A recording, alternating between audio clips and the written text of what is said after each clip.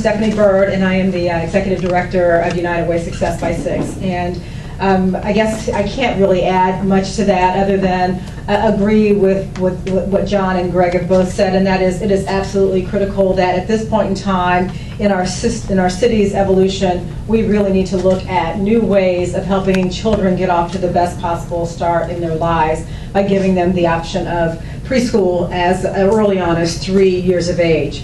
And I say that because we have been fortunate in being able to demonstrate why it's important and what it does when it's available. And I'm going to acknowledge Terry Joyner, because when Success by 6 started almost 11 years ago, we turned to Cincinnati Public Schools because one of the things that we knew was important to do was to measure, to really get a sense of where children are in their preschool years and where they are at kindergarten entry, and eventually where they are in 3rd grade, to know what the contribution of preschool is to each of those milestones in their educational development. And Terry was very generous in helping us sit down and figure out how we need to make that happen by using CPS data to begin to tell that story. The Cincinnati Public Schools has the largest preschool program in our community and one of the few districts across our state who really is committed to making that available to as many children as is possible. So I commend CPS for that, and also Terry, thank you for helping to make that happen.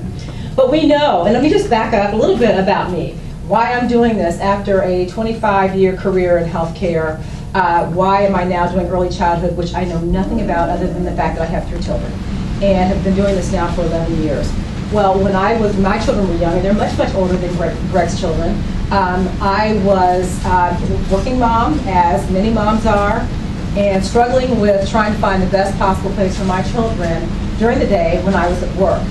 And I had 3 of them, 3 years apart, each of them.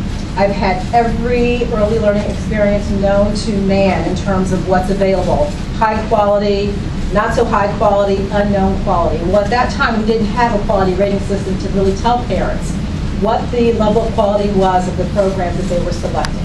But I knew, based on the way I was raised and my instinct, as someone who had gone to school, who'd studied, what they wanted for their child, when that environment wasn't right for my child, I knew that I needed to move them. Well, unfortunately, they moved a lot. All 3 of them moved a lot over the course of their early years because what I found was unacceptable given what I expected for my children without having a rating system to tell me what I should be looking for. And so there was quite a bit of guessing that I had to do. And my question was, why, if I am in search of a constant level of quality for my children and have to change because I'm not finding it, why am I in the position of being able to do that when so many parents were not? One, they weren't aware of what quality was. They were willing to accept what they had because that's what they had. 2, there was no standard to say this is what parents should be looking for when they're looking for shopping. It's really a caveat emptor, like a buyer beware, because you're going to get what you get. And we had a lot of guesswork that was going into how early learning services were being purchased. Well, we're at a point now of knowing, 1, what quality is. Our state has evolved, as has Kentucky. We now have rating systems that tell us what quality is. But we now have the conundrum of not having enough of it available and not having a system that supports all children having access to it. And so, as we think about the work that's been done over the last 11 years improving what a quality program, once we define quality, what it can do for a child's development, it's critical knowing that, because knowledge is power, and if we know better, we have to do better. Well, we know better, and we know that a child who, as John said, who is ready for kindergarten, 85% of them will be reading proficiently by 3rd grade. How can we be satisfied then that only 57% of the children who go into Cincinnati Public Schools are ready for kindergarten? When we know if they are ready, the chances of them being ready for reading proficiently in 3rd grade, 85%. Now, that's not 100%. And of course, with 57%, only 85 of them being ready, there is a gap. But we do have to continue to provide services because we're talking about low-income children who, yes, may have access to good quality preschool but need additional supports to sustain that advantage that they get in the preschool years. But knowing that, our responsibility is to make sure that all children have access to that.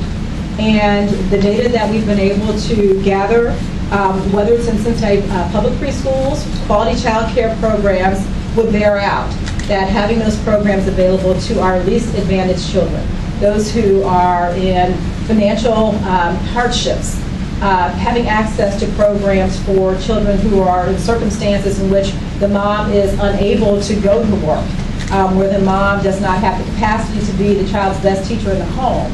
We know that programs for children who are in those circumstances are critical to getting them where they need to be day one in preschool and in kindergarten. And so again, if we know better, we have to do better. We have spent the last 11 years looking at what interventions make the most difference. And as John mentioned, best practice home visiting, where a coach of sorts is provided for moms to help them understand what it means to be their best teacher, their child's best teacher. Critical for one, helping the mom take care of herself so that she can be available to her child, but then also to measure that child's progress. Only 25% of the mothers in our community who have access, who want that service, have access to it. Likewise, in preschool, we know that in Hamilton County there are about 65,000 children under the age, between the ages of 0 and 6.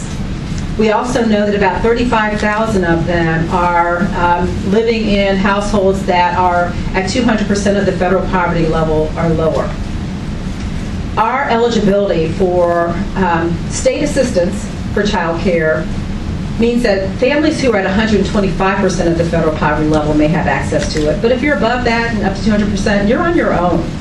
And so your ability to put your child in a program with any support from the state is minimal. And it's up to the providers who are caring for your child to negotiate with you what you're able to pay. And oftentimes, parents are not able to pay. So children end up in environments that are not supportive of their growth and development. That's an untenable situation for our children and for our community. At one time, Ohio was a leader as it relates to early childhood. We were one of the first states in our country to offer state-funded Head Start.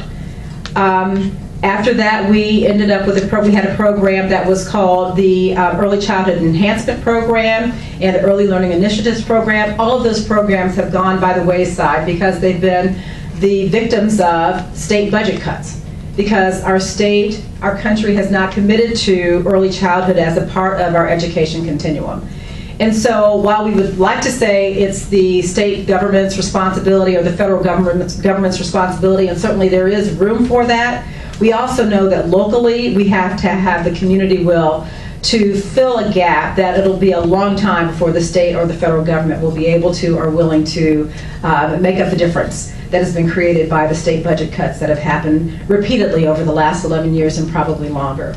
And so I'm not going to continue. What I would like to say to you is that we have great programs in our community who are doing wonderful work in trying to help children make progress in working with parents. It ultimately is the parents' responsibility, but we've not given parents enough to work with in supporting them through home visiting and other supports that will help them understand what they can be doing at home. And we certainly haven't made programs like preschool widely available so that there are good choices readily available and accessible to all families who need them.